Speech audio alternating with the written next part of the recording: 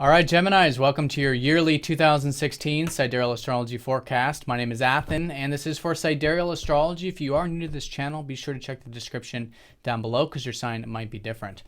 All right, Gemini, so this year, very transformative, as you might guess, as it has been this later part of 2015. A lot of the same energies from the later part of last year going into 2016, and it's very much relating to our life path. A lot about releasing old energies, making way for new energies that are relating to the new beginnings.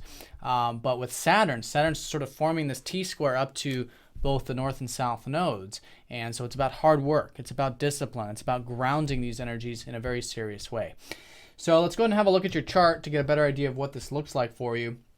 Right at the beginning of the year, you do have the north node going into your third house to meet up with Jupiter. So Jupiter's conjoining the north node, Chiron's conjoining the south node, and there's Saturn right in between, the focal point of that hard work in that T-square. So at the beginning, there is that expansion, and I think there's a lot of optimism. I think there's a lot to be learned, in fact, about your communications, maybe learning. For some of you might be taking courses, practical learning. Some of you might be socializing quite a bit. There's been a lot of expansion there, and at least opportunities for you to connect with like-minded people. And so it could be through a course or just through your everyday experiences.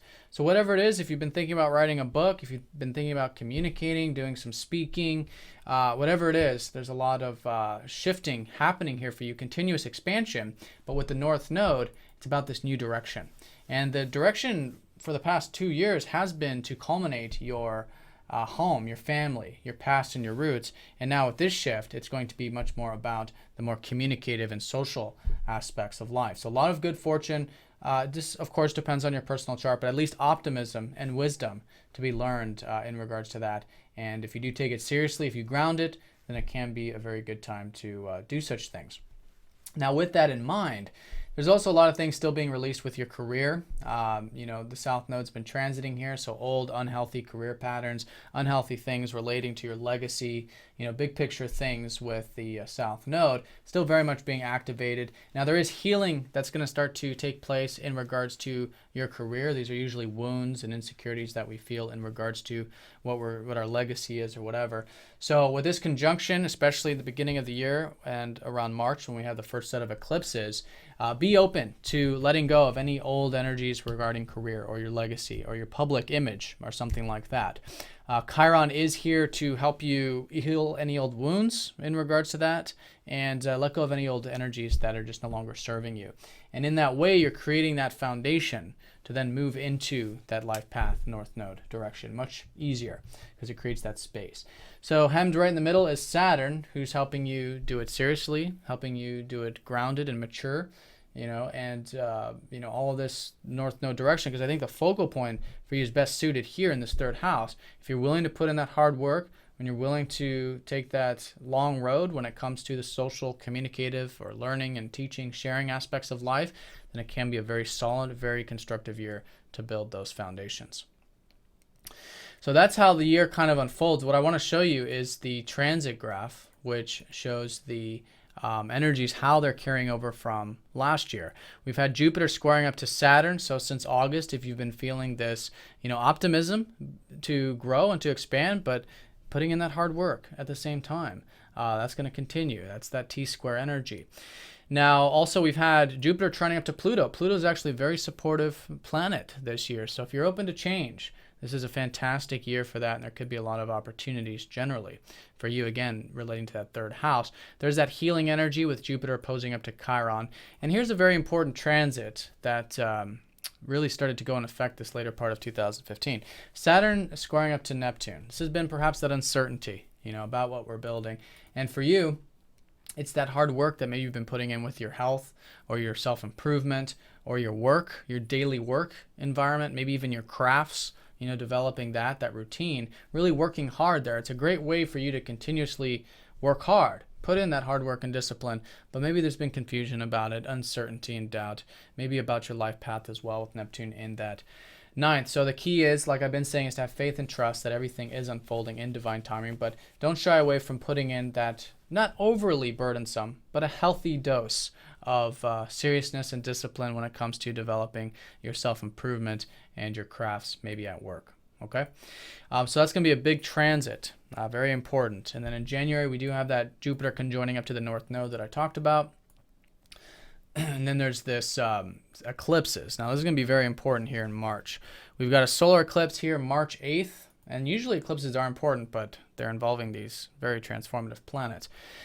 So March 8th, we have a solar eclipse, which is going to be right on the cusp between your 9th and your 10th house. So definitely old things.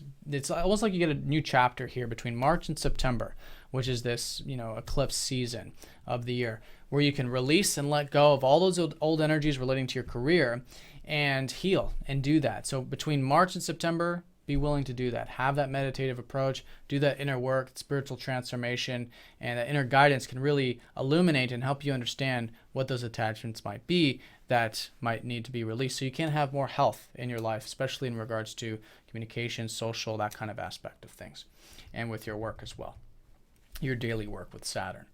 All right, so that's going to be a big one.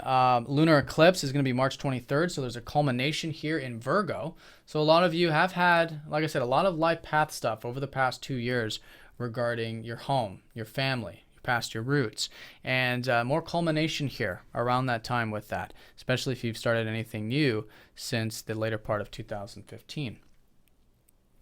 Now, mid-year is kind of a pivotal point. A lot of these aspects do go exact like I was talking about. We finish up with that Jupiter squaring Saturn, so it could be a culmination in many ways of what you're growing and expanding on and building with Saturn. If there's been change, it could be a culminating point of that change as well, with Jupiter trining up to Pluto. And Saturn squaring up to Neptune, it might be a confusing time, but at the same time, we're realizing the importance and how to perhaps more practically work on that faith and trust. So it's a shifting point in that, and also that Pluto's trining that North Node. So there's a lot, it's just a new direction with the social, communicative, learning, reading, writing, sharing energies, which are so highlighted for you. And it's really your house, it's a big part of yourself anyways. And it's all in Leo, so it's all about your passions with those things. So that's around that summertime. And then the next set of eclipses will be in September. September 1st, we have that solar eclipse in Leo. So now there's going to be more new beginnings, because you had a little taste of this at the end of 2015 with the communication, social aspects of things there, and a culmination of a lot of that spiritual stuff during the lunar eclipse on September 16th.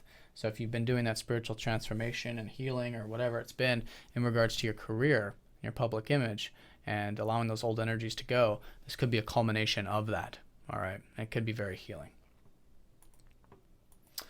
So that's that that second eclipse time in the fall.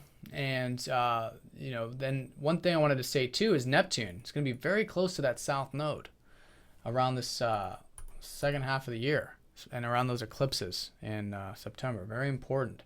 So the key with this is that it's been so important for you to have faith and trust along your life path, that things are unfolding in divine timing, that even your perspective and your worldview has that dose of spirituality to it. So now with the South Node, it's showing that there's perhaps some unhealthy energies of that. Usually the case with the South Node is any over-under extremes for you with the 9th house, which might have to do with expansion, travel, what's possible in life, these kinds of things.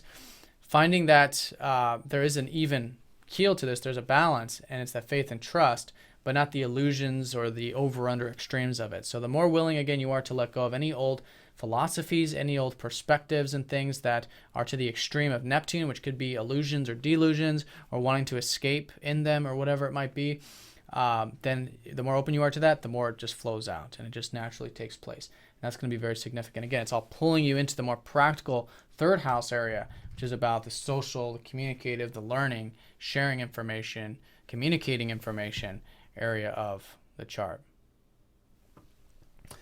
Now, at the very end of the year, you can see there's brand new transits, and they're very freeing. Saturn's trining up to Uranus, Jupiter's opposing Uranus, Jupiter's squaring up to Pluto, and Uranus is going to trine the North Node later on. A lot of freedom, and I feel like it's from a lot of this more grounded, disciplined energy and releasing energy from this year. It's going to be a whole new shift to our life path. And do check your life path video if you haven't seen that already, because it's important to know what your personal North Node is. But Yeah, brand new energies, and it's probably from building and solidifying a lot of this this life path stuff this year in a grounded way with Saturn, right? And then next year it's much more freeing in nature, you see.